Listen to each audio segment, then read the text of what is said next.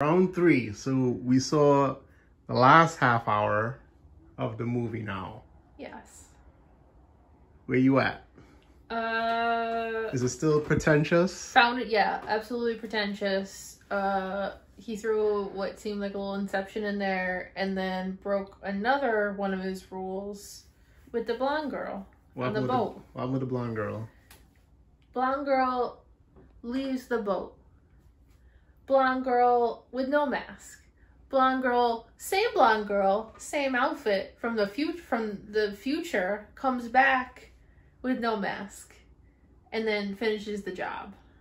How do we explain that? Because they're not moving backwards. The blonde girl isn't moving backwards in time.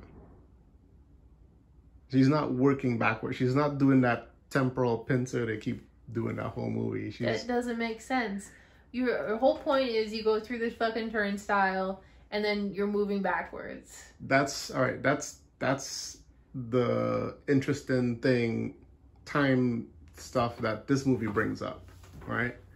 But watching it a second time, right? I think they have the new Tenet moving backwards to inverted time, moving backwards to time stuff going on. And I think they have some of the traditional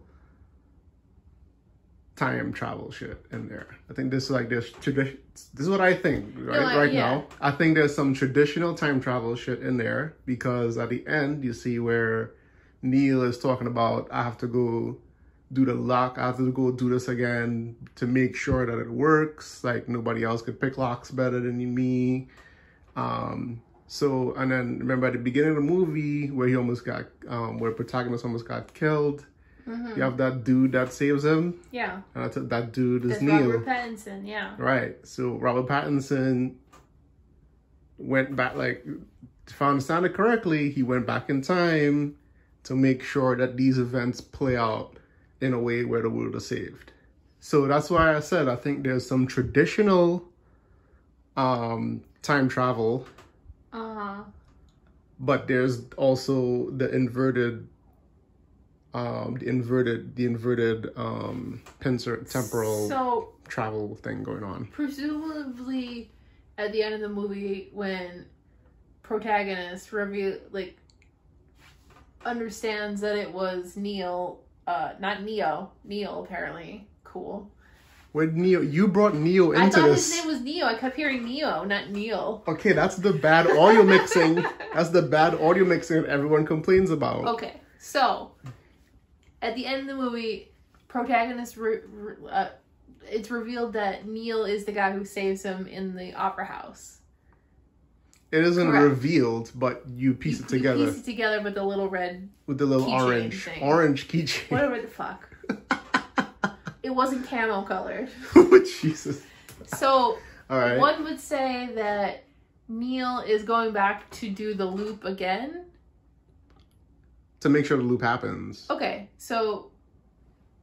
If he does, like, stuff could go wrong if he doesn't go back and do it. So, he's just constantly in this loop, but he talks about having, like, future fun with this guy? He's in the loop now. Like, to him, the future... okay. What he's talking about has already happened.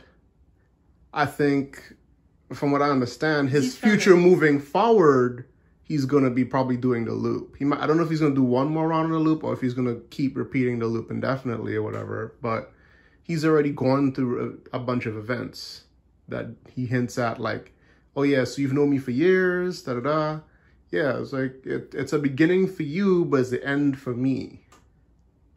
You get what I'm saying? So like that's a temporal princess. That's the whole thing this movie introduces. It's like it's playing with time in a different way than we're used to, while also doing some of the stuff we're already used to. Because like if we've seen some time travel shows, some time travel movies before, have you seen Looper with okay.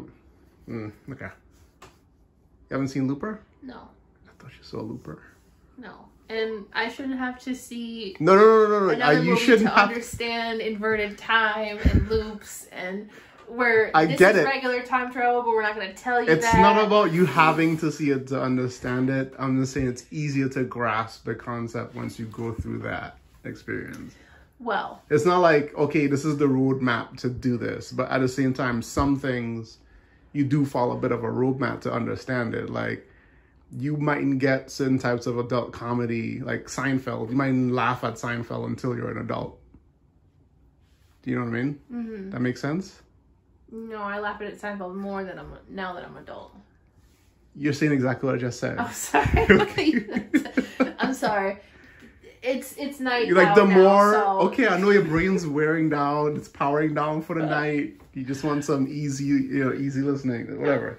Look, that's what I was like. Let's watch this when we're as fresh as possible. Okay. Right, and you did earlier. You did say, hey, you started watching the movie the daytime, and we did it tonight. Exactly. Whatever. Right. All right. Well, I'm gonna say, to wrap this up, because I don't want to talk about this anymore. Having watched the movie in 3 parts, I am 100% confident that if I ever have to watch this again, I may just take that suicide pill.